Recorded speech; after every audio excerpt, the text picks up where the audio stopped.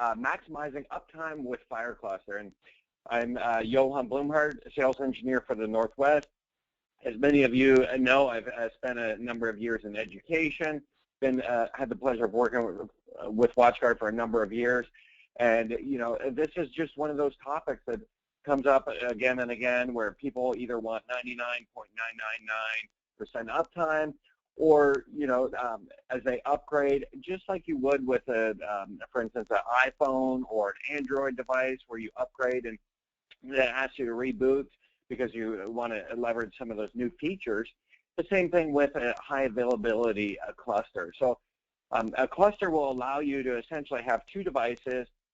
One of those devices is going to be the master, and we'll talk about that more in depth during this session, about the differences between active-active and active-passive.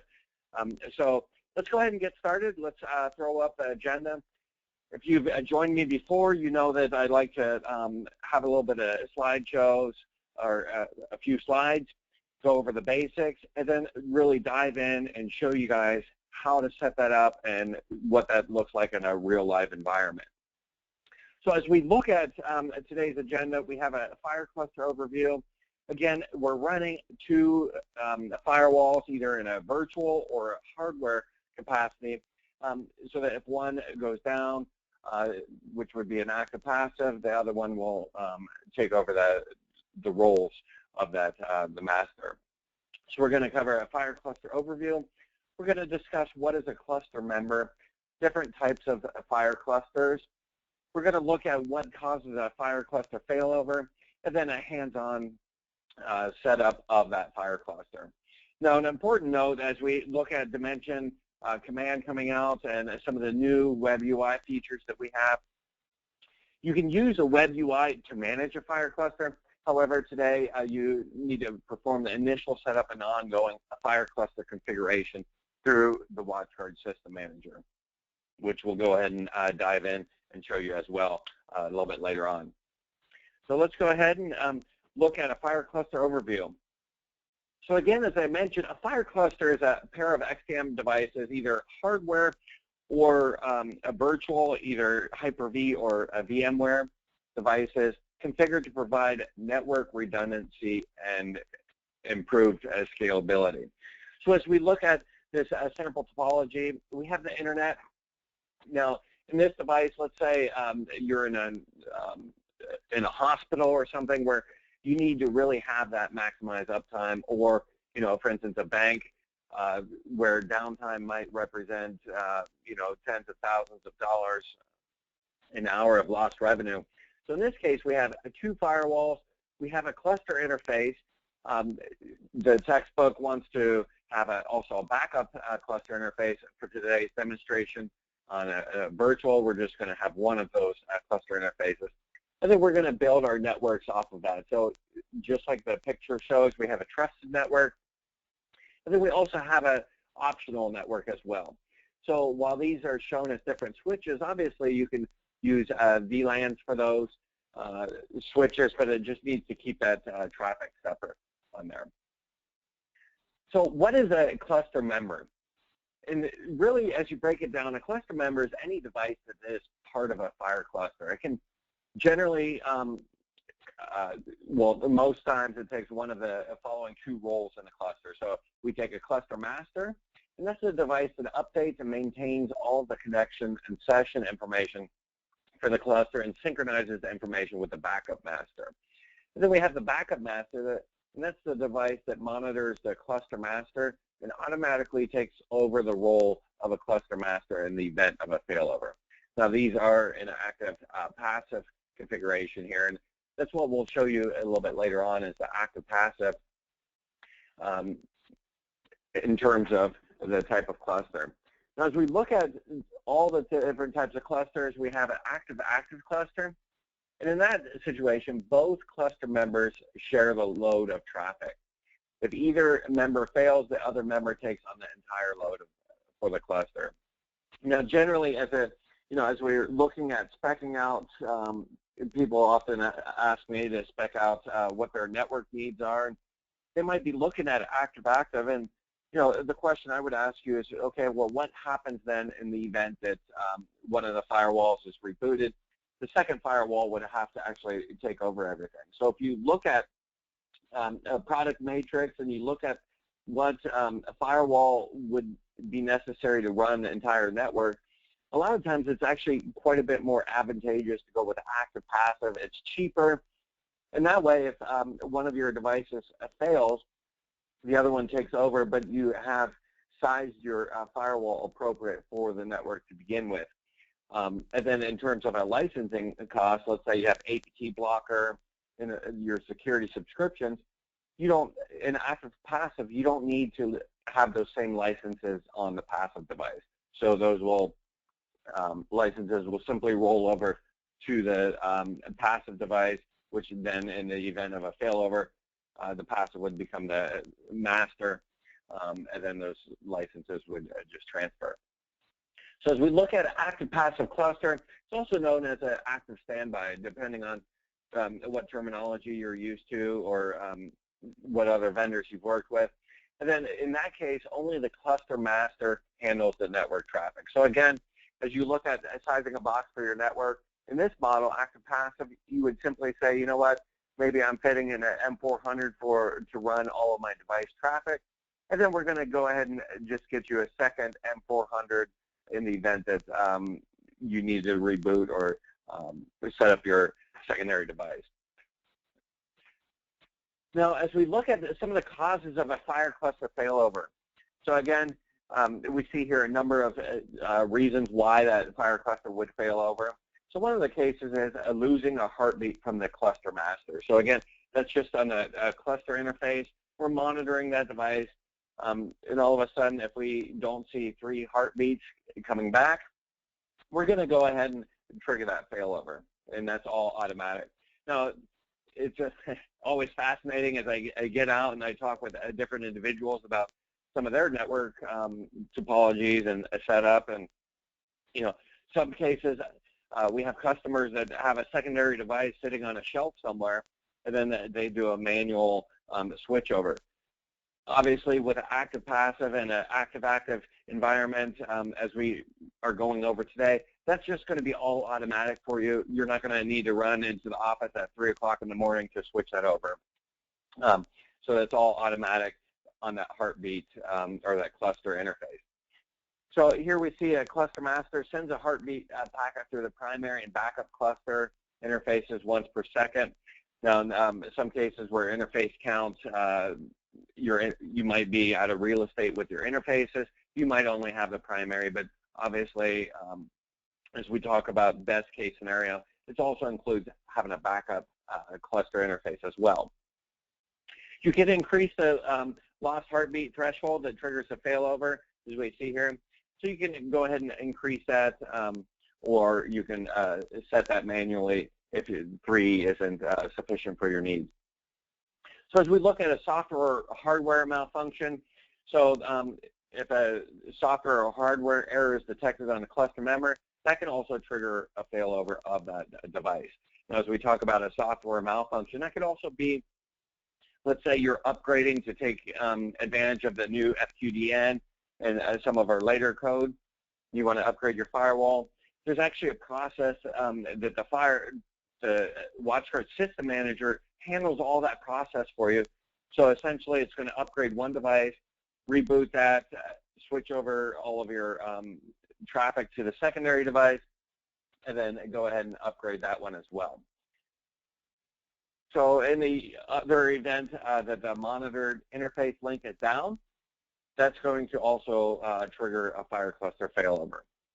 You can also say, you know what, let's go ahead and tell the FireCluster to fail over, and that's through the WatchGuard System Manager, and we can enforce that. So that's the last way that a FireCluster can actually fail over.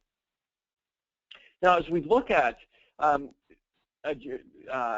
the IP addresses of the FireCluster, it really helps to sit down and kind of make this chart that I have here. And this is actually the example that we're going to use in this tutorial here. So we're going to look at setting the member 1 IP address to actually a 169 Now, each pair of cluster interfaces must be assigned an IP address on the same subnet. Also, it's recommended that you allocate a dedicated private subnet to each interface or use link local IP addresses for the cluster interfaces.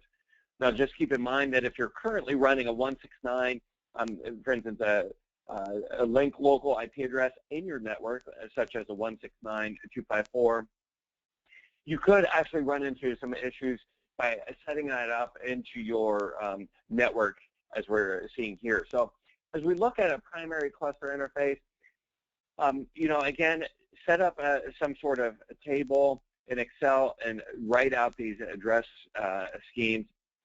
So we see our primary cluster interface off of interface 3, and then that also becomes the third octet of my member 1 IP address. Now, member 2 IP address also shares that, and we can see that it increments up here. For today's demonstration, we're not going to have the backup cluster interface. So again, these 2 IP addresses are what handles all the back-end communications. Now, we also have that management interface, and that's if I want to connect to the Firebox individually.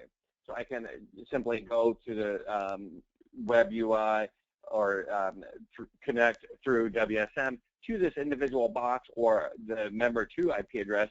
But most of the time, keep in mind, I'm going to use that, just if it's a 10.0.1.1 for that trusted interface, I'm just going to use that to connect to the web UI, make changes to the policies, maybe make, you know, enable APT blocker, or make changes to DLP signatures, and then we're going to simply, that will mirror out to any member that's a part of that FireCluster.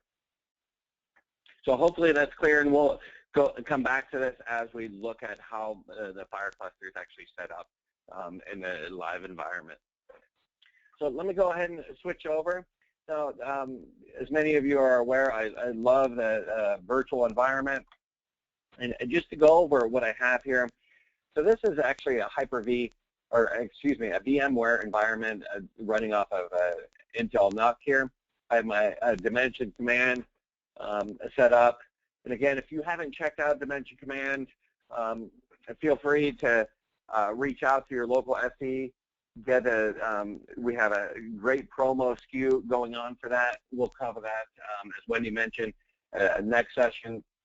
I have 2 virtual firewalls that are set up in a virtual cluster right now, so I'm going to demonstrate that cluster and then go ahead and break that so that you can see that failover, as well as deconfigure that cluster, and then we'll start over and show you that whole process as well.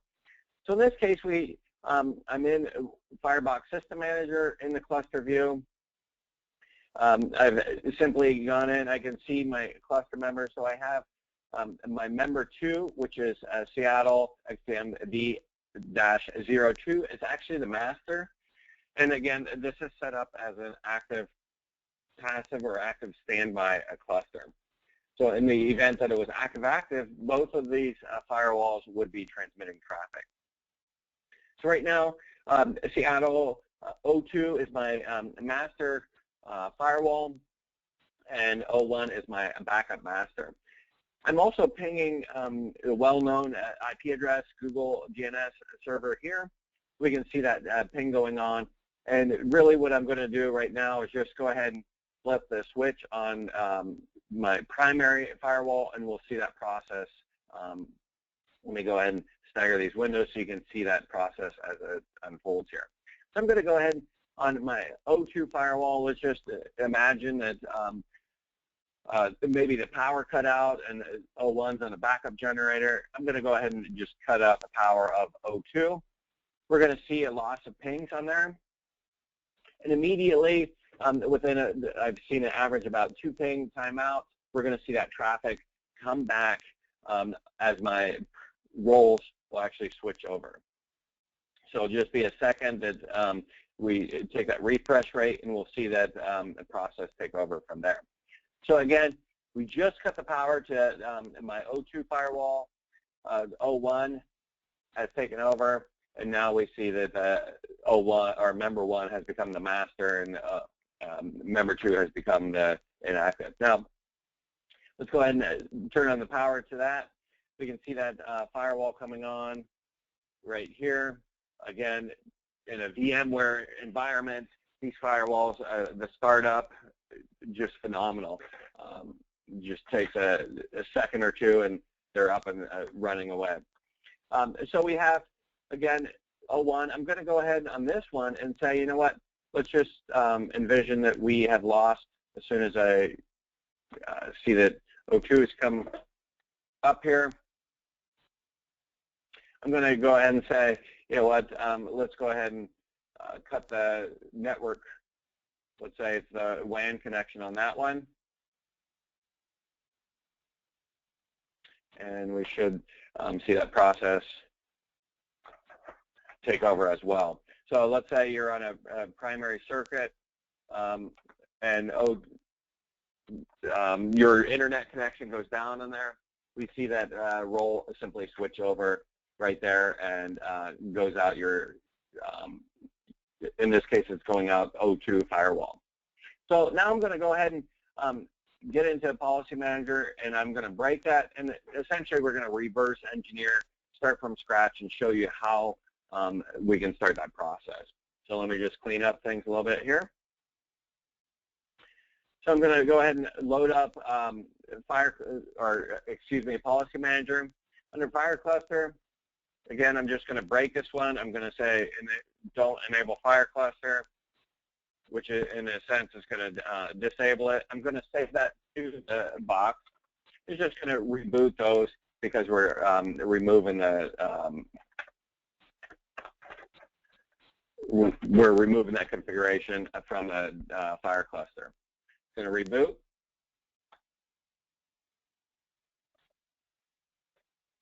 Now, as we're doing this, again, the key really is to start out with that diagram as I showed you. I'm going to actually bring that up on the secondary screen here, zoom in a little bit so that you can see where these IP addresses are going to be configured at. Now, as my firewalls are coming back, there are a number of different ways to do that. A couple of different ways to set up your FireCluster. So one is that you can actually put your secondary device in safe mode and discover that. For the virtual firewalls, what I'm actually going to do is configure, I'm going to come into my firewalls and actually just open up the config on one of them. So let's just go ahead and close out of my windows here. I'm going to go ahead and just power down my secondary firewall on there. So that firewall's shut down, as we can see here. Now the key is really to grab your feature keys and have both of them readily available on the computer that you're going to configure the FireCluster through. So I'm going to, at this point, start up Policy Manager, get into my primary device here, connect the device. So now I have my primary device here. I don't believe that was fully rebooted, but we shall see. I'm going to just give that another reboot here. And if many of, if you haven't given a webinar, the number one rule to webinars is that you don't do a live demo because there will always be something wrong that happens. So in this case, I'm showing you that there are some things that sometimes you just have to adjust to. That's why it's nice to start off with a working configuration and then kind of reverse engineer it from there. So I'm rebooting my firewall here. Something wasn't quite reset on there.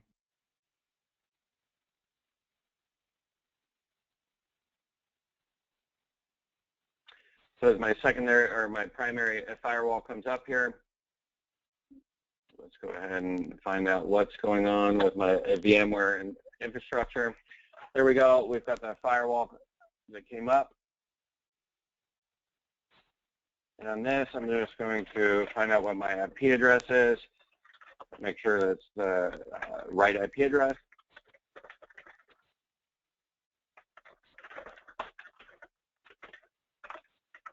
Okay, so we should be good to go on there. And then the default username and password for that is status and then read only. To go ahead, I believe at this point that it goes ahead and resets it to factory defaults. Let's just check if that is the case. Factory default, we can see there by the policy set.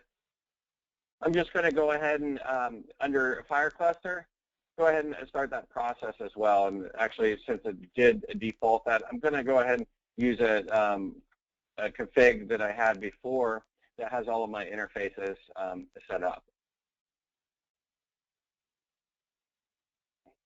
So in this case, we have all of my external configuration. And that's a great point to bring up as well, as we just saw by the other screen, is that you can't configure a FireCluster with a DHCP for external IP addresses. So you might just need to bump up that plan with your ISP to get some statically assigned IP addresses. In this case, I'm running as a 1.1.1.10 IP address. And then we see here my trusted interface. We see my optional interface. And then on this case, I'm running a small virtual small firewall or small office firewall that only gives me 4 interfaces. So in this case, interface 3 is going to become my cluster interface that monitors traffic between the firewalls. So I'm going to go ahead and say, let's go ahead and set that up as a FireCluster. And again, just to recap, I am configuring my firewall 01. 02 is actually shut off at the moment. I'm going to go ahead and configure that as an active passive cluster. Now, if you do have more than one firewall on the network, or more than one FireCluster on the network, you're going to need to change that IP address or change the cluster ID for that. Going to just choose the optional or the default cluster ID of 1. I'm going to set my primary cluster interface again as 3 port or interface 3.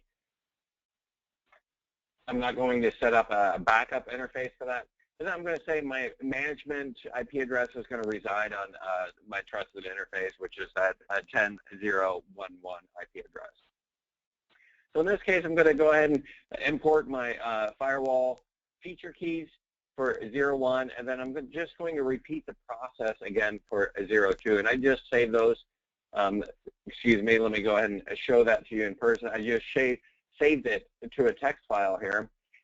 So as I choose select, it's just pasting that feature key right in here. And the great thing is, we'll cover that next week. If you have Dimension Command, it just adds a new line item on that feature key that extends the functionality of that firewall. Very cool things in Dimension Command, so make sure you check out that session as well. Just choose OK. I'm going to go ahead and label that. I'm going to just stick with the default of member 1. I see there my serial number as well. Now for my cluster IP addresses, again, as we go over that, it's going to it's crucial to outline this and just document this beforehand and keep that as well. So in this case, member 1 IP address is 169.254.3.1 because it's a 01 on my firewall. Now as I look at the secondary firewall, I'm going to just choose it right there. And then my management IP address, again, as we look at that interface 1, and then my IP address is 1.101. And again, we just want that, I'm just defaulting to a /24 for that as well. Going to go ahead and choose next. It says, do you want to add another device to that FireCluster? In this case, I want to go ahead and say yes. I'm going to go ahead and choose the feature key for my secondary firewall now. So 02, again, it just copies that in there. I'm going to go ahead and choose next. It chooses my member name on there. And now in this case, as I mentioned, I'm going to use the IP address, again, primary cluster. I'm leaving out the backup cluster interface because in my small edition, my virtual firewall, I ran out of interfaces on there. So I'm going to just choose it as a 3.2 as I have shown here. And then my management IP address is going to be .102, as you can see below. I'm going to go ahead and click Next. It tells me that it's finished, and it gets me into this FireCluster configuration mode. So if I wanted to change IP addresses, I could do that down the road. I can look at my members that are in that FireCluster. I can go ahead and edit them. Maybe I need to change a feature key, or let's say in this case, I just brought on, just purchased AP key blocker, and go ahead and just import that feature key on those as well from there. So I'm going to go ahead and click OK. Again, right now we're just saving to the primary firewall, just 0.1. And now in the event that you had a hardware firewall, at this point you could go ahead and boot up your secondary device in a standby mode. But in my case, I'm with the virtual firewalls, I'm actually going to shut down 0.1, bring up 0.2, and as that firewall comes up 0.2, excuse me, let's go ahead and open up the console for that. Yeah, I just love the VMware environment. It allows me to create situations like this on the fly, and really just phenomenal environment to be working in as an engineer.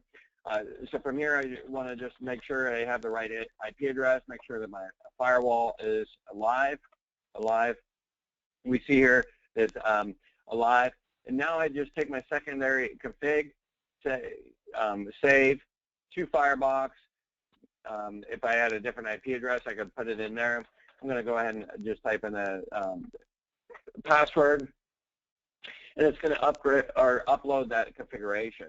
So now that identical policy resides on both firewalls, I can go ahead and bring up my primary device or primary firewall, power on, and as that firewall is coming on, we should see that that traffic. Now we can go into WatchGuard System Manager and see that cluster become active.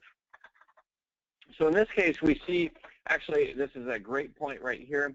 It was, it showed me Seattle XMV01 login.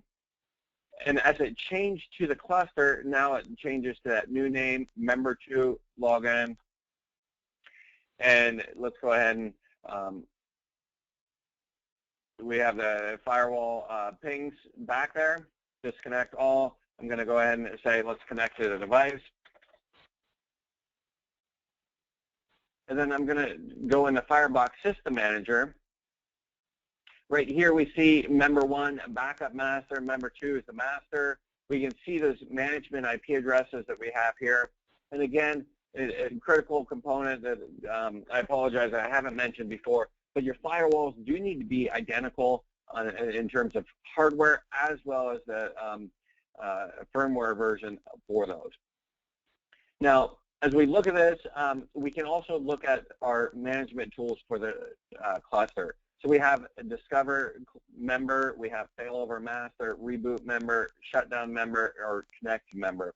So this is our cluster management area here. So in the event that we had a hardware firewalls, we could just boot your secondary firewall in safe mode and say Discover member, and that's going to choose that process there. Now, the other thing I did want to mention real quick here is how to perform an update of your firewall version. So we can just go, I'm going to go ahead and choose my firewall cluster, go into Policy Manager. And again, in this case, many of you are familiar with how to download that, the firmware version for your firewall and just extract that for the System Manager. Now in this case, we just want to go to Firewall, or excuse me, File, Upgrade. I'm going to type in my password. And again, this is the process for how to upgrade a cluster with a new firmware version. So I'm going to choose my path to upgrade image. It just defaults to the latest upgrade image for you. Choose next. It says it will be upgraded to the new image. It will restart when the upgrade is complete. Go ahead and click OK. And now at this point, it sees that it's a FireCluster and it says, which FireCluster members do you want to upgrade? So I'm going to choose both of them. And now in this case, it's upgrading my, actually my backup master. So it's a 01, which was not the primary. It's upgrading that one first.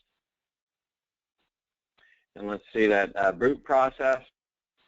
So it's upgrading that one first. And as soon as that one comes back and is operational, then it's going to go ahead and switch over my traffic to that secondary device. I'm going to just choose a ping here. Whoops.